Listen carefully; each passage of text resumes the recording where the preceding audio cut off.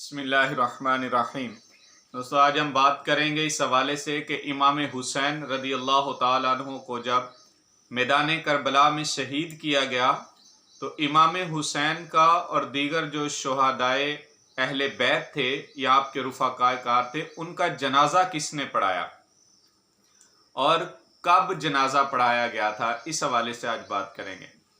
तो दोस्तों, जब मैदान करबला में इमाम हुसैन रदी अल्लाह ताला अन्हु और आपके तमाम रुफ़ाकार को शहीद कर दिया गया, यानी 10 मुहर्रम का ये अजीम सानहे वाला दिन गुजर गया, आप शहीद हो चुके, तो अमर बिन साद जो है, इसने अपने यानी यजीदी लश्कर में जितने मुसलमान थे जो कत्ल हुए, उनका जनाजा तो इसने पढ़ दिया, लेकिन इमाम हुसैन और आपके जितने रुफ़ाकार थे, अहले बैत के अफराद थे, उनमें से किसी का जनाजा नहीं पड़ा।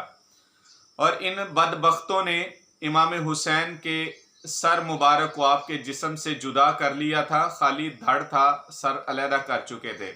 और यहाँ तक इन्होंने जुल्म की इंतहा की कि आप रदी अल्लाह ताला अन्हु के लिबास तक को ले लिया था, आपके हाथ पे जो कोई अंगूठी थी या तलवार थी, ज़ीरा थी, हर एक चीज़ इन जालिमों ने लूटी।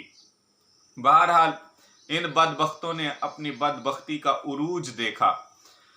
अब इमाम हुसैन रदी अल्लाह ताला अन्हु और आपके तमाम रुफ़ाकार की लाशें पड़ी हैं। 10 मुहर्रम का दिन गुजर गया, आगे 11वीं रात जो गुजरी, तो अगले दिन ये इमाम हुसैन और आपके रुफ़ाकार के सरों को अमर बिन साद ने मुख्तलिफ लोगों के हवाले करके कूफा भेज दिया और ये लोग भी वहाँ से निकल गए।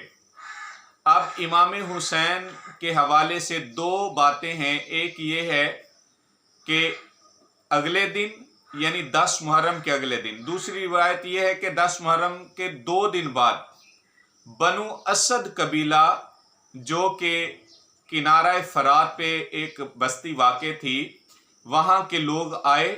उन्होंने 10 मुहर्रम से अगले दिन आके इमाम हुसैन और आपके जितने भी रुफ़ाकार थे उन पे जनाजा पढ़ा और इमाम हुसैन को अलहदा एक जगह दफन किया और जितने बाकी शुहदा थे उन सब को एक जगह में दफन किया। दूसरी रिवायत में ये है कि वो 10 मुहर्रम से दूसरे नहीं तीसरे दिन यानी 10 मुहर्रम के 2 दिन बाद आए और उन्होंने आके यानी बनु असद कबीले ने इमाम हुसैन और आपके रुफ़ाकार पे जनाजा पढ़ा। तो इस आप वाक़े को साने को जब पढ़ते हैं तो पता चलता है कि इंसान पे जब बदबख्ती सवार होती है तो उसको सही गलत की बिल्कुल तमीज़ ख़त्म हो चुकी होती है। कि देखें, जिनका दीन है, क्योंकि नबी के बाद नबी की आल को छोड़ के दीन मुकम्मल हो नहीं सकता, कि रसूलुल्लाह का भी फरमान है, मैं तुम्हें 2 चीज़ें छोड़ के जा रहा हूँ, एक किताब और एक अपनी अहले बैत।